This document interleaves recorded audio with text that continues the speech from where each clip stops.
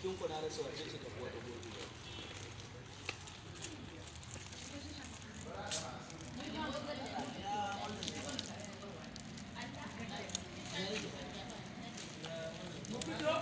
Aya zuwa.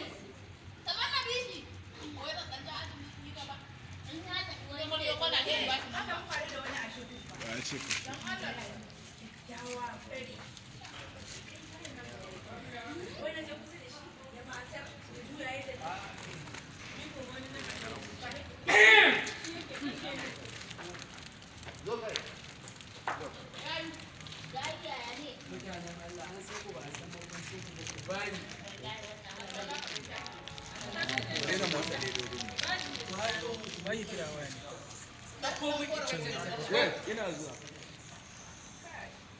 Kana zuwa? Dora. Muje? Ni goma ita. Kin san ki masa. Kin ne ba a gora. Yayi abu ba. Kai ka yi kuwa ba ya kuka. Fada maka kullun cikin maye, kullun cikin maye. Ba ka je magani ba. Magani ne yana sai. Ai ni na yi san dawo. Ai ji dole. Ga ka. Ko wace ta rike ba. Kun gane ka samu labari. Ba kuma ce ba. Hakkin zama yar gari. Shi yasa da ganta ba. Hakkin zama yar gari. Ka bar ta za mu tsara ta a haske.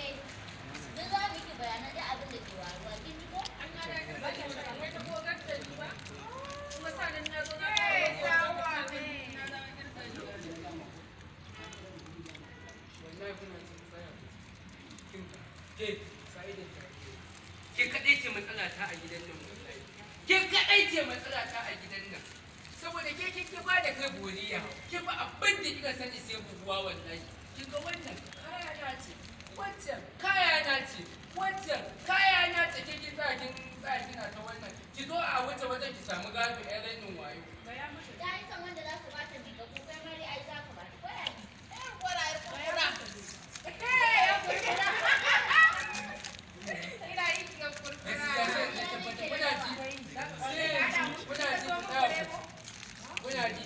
Sai da tabbatar da bariki ba amana ba kishi.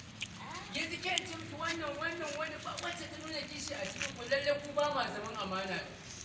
Kishin me zamu abu ne wannan tawaka wannan tawaka. Ya masa ne ka maka kishin mata ta. Ba abu ne an riga an zama ɗaya ko ba ne ba. Makarni yana da daɗi.